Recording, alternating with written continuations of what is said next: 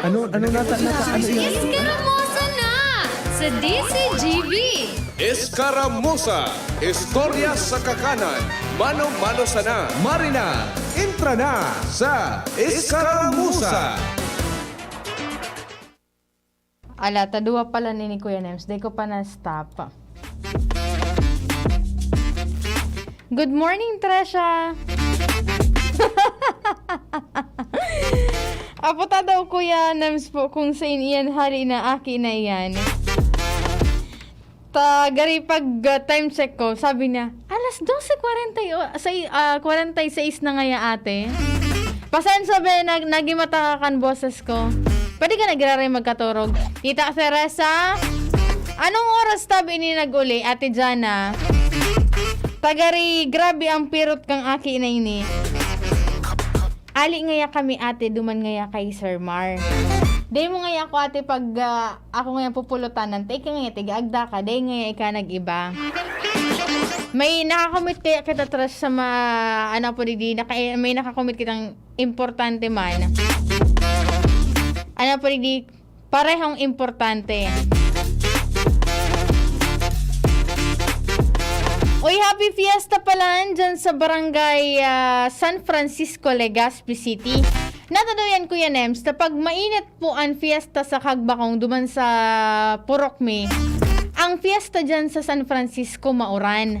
Tapos pag mainit naman sa San Francisco, mauran ang fiesta sa Hagbakong. Kaya tabi dyan sa mga, sa mga nakikifiesta, luway-luway lang po tabi ka mo dahil medyo po mahal na sa antinampo. Bata, for sure, pag fiestahan, bagayan ko yan, sila agad mauwaraan na alak. Kaya po, pagpasiguro permi, kung may kaibanan ka muna, tatauman sa na magmotor tapos day pa man nakainom ki grabe, yun na lang po pagpadarahon ni Dukan sa inyong mga vehikulo. And then, luway-luway sa nananggad sa pagpadalagan dahil safety first. Ang pinaka-importante po dyan, ang seguridad po nindo. Maray na pagkauto po sa gabos na nakaantabay sa indang mga radyo. Sa iman po kamo na lugar, digdi po sa probinsya kan Albay, sa Bicol Region, and syempre sa bilog na Pilipinas asin sa tiga-abot man kan sa muyang signal worldwide. Sa iman po kamo na parte kan kinabana, maray na pagka-udto na po sa Indo. Inuton ko lang po ining public service kasi bago may nagsakat digdi para magpa-anunsyo. Taan sa iyang wallet, brown wallet po an nawaltak sa pagtubod niya po Kuya Nems. Hali po siya dyan sa Barangay Bunker 1, pasirinig di sa may Post Office Legazpi. Just in case po na may napurot po kamong wallet, brown wallet ni Sir Bong Bermejo, residente po siya kan Barangay Bunker 1, Legazpi City. Ang sa iyang wallet po igwanin na nasa laog kayan ang sa iyang lisensya, may kwarta, ATM card kan Security Bank, and then may mga dokumentos po kan sa iyang motor. Pwede po tabi nitong isurrender iyan digdi sa DCGB or sa pinakaharaning police station, and i-informan po nindo ini si Sir Bong Bermejo sa number na 0927-95-79678. Again, 0927-95-79678. Yan ano bad po na ako aninduan na wallet, brown wallet na pagsadiri po ni Sir Bong Bermejo. And syempre, batiyon ko lang po ni maray na pagkautuan na kantabay man sa tuyang official Facebook page ang DZGB News Online. Kay Ma'am Eden Robrigado, kay Sir Nelson Serrano, sabi na magandang tanghali Ma'am Angel. Merry Christmas to you, watching from Daras sa Tanawan, Batangas. Kay Ma'am Ne Ada Nisdo, nakaantabay po ngunyan. Kay Kuya Ron Aranya, good PM Angel, watching from Bacoor, Cavite. Pa-shout out naman kay Ate Mila at sa asawa niya at sa kapatid niya na si Pilidoy. Thank you so much, Ma'am Angel. Tabangan talang po ang Department of Health Bicol dahilan po sa masunod na simana nakatalaan na ilan sir po itong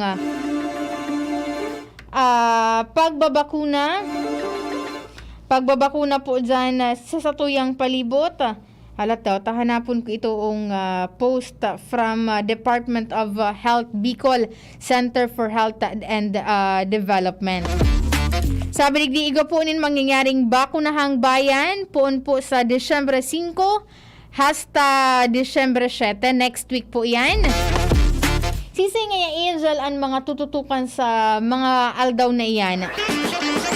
Ang mga babakunahan po itong na edad 5 to 11 years old para sa primerong doses o ining primary doses. Kaibanan po dyan ang aki man na may 12 to 17 years old para sa indang primerong booster dose, and syempre ang mga may edad na 18 years old and above. Sa mga naghahapot kung sa ngayon mga vaccination sites, hilingon lang po nindoan na abiso sa inyong mga respektibong municipal and city health offices. It's either sa opisina, sa mall, sa mga pabrika, plaza, palengke, mga puok sambahan, and transport terminal. Sabi din sa DOH, alamin kung saan ang pinakamalapit na bakunahan sa tulong ng inyong local government unit. Ang mga respektibong mga mayors po baga kanya-kanyang mga munisipyo, may tigpo-post yan oral daw or night before ka itong day kan vaccination schedule. May tigpapaluwas po yan na lugar kung saan may mga vaccination site o may mga grupo kan mga mabakunahan o mabakuna. Sabi digdi, ano daw po ang mga kaipunan darahon kan may edad 5 to 11 o 5 to 17 years old. Sabi digdi, dokumento nagpapatunay ng relasyon sa babakunahang bata, valid ID na may litrato ng magulang o guardian, medical certificate kung kinakailangan, vaccination card o certificate mula sa vaccert.toh.gov.ph para sa may edad 12 to 17. And syempre, special power attorney kung hindi masasamahan ng magulang ang babakunahang bata. Actually, bako naman ini bagong mga requirements na ini dahil lanta, nagkapirang bulan na baga. Nagkapirang bulan na po kitaan na padagos na po ang vaccination sa palibutan. Kaya po, suportaran ta ining bakunahang bayan, biyayang proteksyon sa Paskong Pamilya. From December 5 to 7, sabi di, para sa ligtas na pagsasama ngayong Pasko, dahil sa bakunang bayan, bawat Pilipino mas pinalakas ang proteksyon. Sabi di Kuya Nems, kung wala ka pa dang naisip na regalo sa imong aki, pwede da po ining maging regalo mo na proteksyon kontra sa helang na COVID-19. From December 5 po yan sa Good December 7. Next week po yan, Lunes sa Good, Miyerkules po ni na Disyembre 2022. Sabi ni Kuya Ron Aranya, Merry Christmas da, Angel. Kay Ma'am Elizabeth, sabi na maray na hapon, Miss Angel, watching from Lower Binugsakan. Kay Sir Mark Joseph Morauda Obiasca.